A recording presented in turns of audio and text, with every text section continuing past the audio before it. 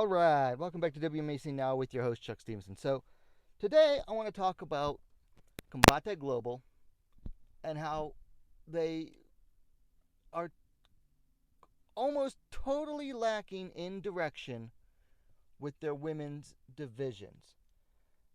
Also, their men. I've noticed that everything I say here basically applies to their men's divisions as well. But of course, being that this is WMAC now, I want to talk about the women's divisions. Okay, they're totally lacking in direction, almost as if they're just going as they go with no plans for the future. Fights seem to be made on a whim, merely to fill out, fight cards. They treat their show as if it's just a time slot filler instead of an actual fight promotion. And the biggest thing I'm going to go off here is that they have rankings, but the rankings are given little to no regard when it comes to their matchmaking. And it seems like their rankings are there for conversation only. Now, also, and this might be one of the biggest offenses that they've committed, they've had women's divisions for several years, yet they've only had one women's champion at strawweight. She never defended, and then she left the promotion. So, since then, that title is empty, and they have yet to create titles for their other two women's divisions. So they had a strawweight champion, it's empty. They've yet to make an atomweight or a flyweight champion. And they've given no sign that they're going to anytime soon. So it just contributes to them totally lacking in direction. So let's take a look at each of their three women's divisions, atomweight, strawweight, and flyweight. And I'm going to give examples of how their matchmaking just makes no sense and totally lacks in direction. So let's start at the bottom. Let's start at 105 pounds atomweight, okay? Look at their number one fighter, Anna Palacios. Of her last three fights, one of them was at strawweight, one was against the current number 3 Gloria Bravo, and one of her fights was against a newcomer to the promotion, Bohyun Park.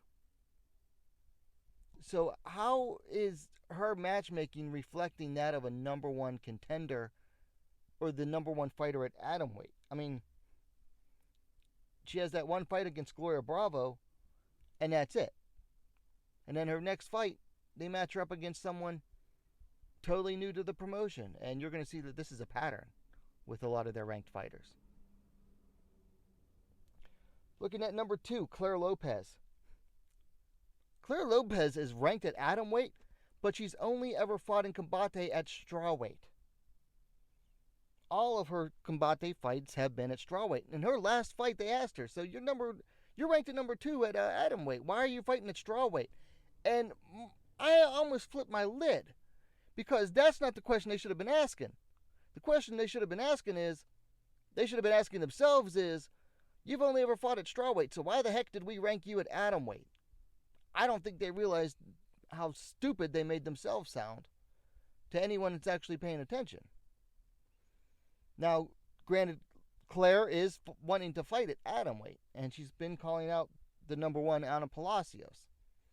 So hopefully that fight gets made. I'm not getting my hopes up anytime soon, though. Then you look at number 3, Gloria Bravo. Okay, her last 3 fights. She has a win over a fighter who was 0-1, a win over a fighter who was 1-0, and then a loss to unranked promotional newcomer Katie Saul. How is that reflective of a number 3 ranked fighter? She's fighting someone with only one fight and a loss, another win over someone with only one fight and a win at least. And then she fights someone, an established fighter, from outside Combate, but this unranked promotional newcomer comes in and she loses. and yet she's still ranked number 3. And speaking of Katie Saul, who the Queen of the North, who beat Gloria Bravo, where is she? Why isn't she ranked? She should be in a ranking somewhere after beating your number 3 fighter. And then finally at atomweight. Okay, number 9, Erlanda Galindo, and number 10, Jay Gironde, are definitely backwards. They should be reversed. Gironde is 2-1 in Combate, and Galindo is only 1-2. So if anything, Gironde should be at number 9 and Galindo at number 10. So those two need to be reversed. So those are just some of the problems at atomweight. Let's talk about strawweight. There you have number 1, Carolyn Gallardo. Her last 2 fights have been against unranked promotional newcomers. And her last fight I know of was against Dynamite Danielle Taylor. And she won, although it was a very close fight. So your number 1 fighter is fighting against unranked promotional newcomers. Now her last ranked win over the number 2 ranked Cressida Adames was almost 11 months ago, and Adames has had no fights since. How is she your number 1 fighter right now? Also, her only other ranked win against number 5 Camila Rivarola. Well, Rivarola is currently 1-2 in Combate. 1 win, 2 losses in Combate.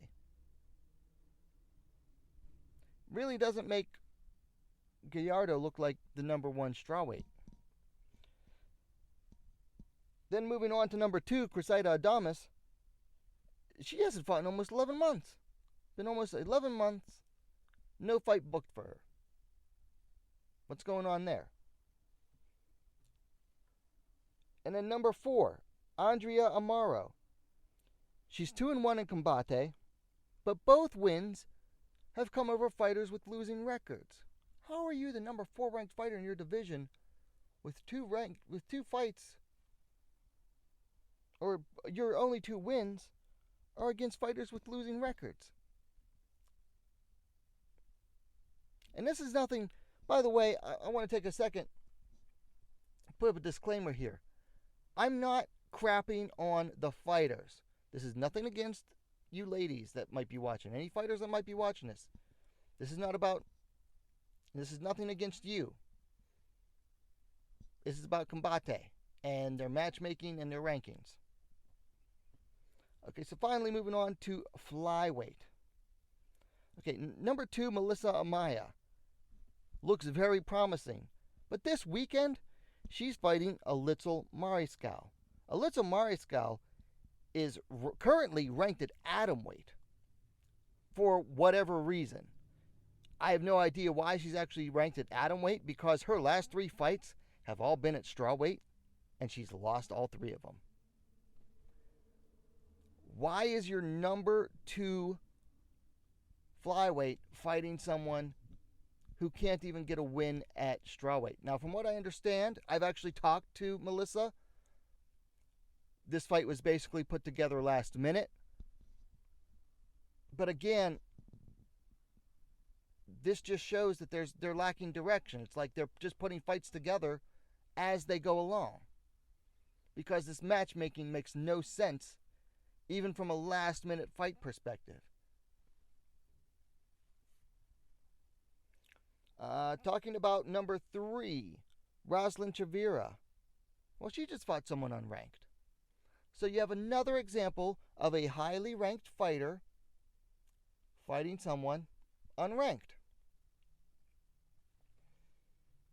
Now, I don't have anyone else to bring up at flyweight because, honestly, it is their best run division. They just had 2 people in Loba Acosta and I forget her opponent's name, but they were just ranked right next to each other in the rankings, and they fought, which made sense. And then they also had Jillian Knoll and Aitana Alvarez, who were right next to each other in the rankings, fight each other, and that made sense. So actually, flyweight is probably their best run division, and it's the youngest of their divisions. Because for a long time, they were only focused on atomweight and strawweight. So they're actually not doing too bad at flyweight right now. So, how can Combate improve things? Because I don't just want to crap on Combate. I don't want to just crap all over any promotion. I want promotions to do better. I want them to succeed. I want the sport to be treated like a sport. So how can Combate make some improvements? Well, first off, the most important thing is to make plans. Plan fights ahead of time. Stop acting like a time slot filler. Okay? Act like a fight promoter. And that means planning out fights ahead of time and announcing them ahead of time. Build interest in fights. You need to get people interested in fight weeks out, months out. Don't wait till the week of the fight to announce the fight. Okay? Act like a fight promoter. Promote your fights. Also, use the rankings as a matchmaking guide. You made the rankings, Combate. You made those rankings, so use them. Don't just talk about them in between fights. Actually talk about what you're doing with them. Talk about who's fighting who in the rankings. Have your ranked fighters fight against other ranked fighters. Don't have them just fight against unranked fighters. That's silly. It does nothing for those ranked fighters. In fact, it makes them look bad if they lose. And then you have to then put those unranked fighters into the ranking somehow. Also, this is the biggest one. Create divisional championships already. Combate only has one current champion in all of their divisions, both men and women. Create the divisional championships already. You want to build interest in your fights? Title fights. Title fights build interest. Okay? Give your fighters something to work towards besides their next paycheck. Fighters dream of becoming champions. So give them the opportunity. You can start by taking each division. Take your number one fighter in that division, your number one ranked fighter, and match them up against the next highest ranked fighter coming off a win. Boom. There's your championship fight in each division. Do it. All right, so I've gone on long enough. Combate, you're lacking direction right now. But you can fix it. And I gave you plenty of ways how.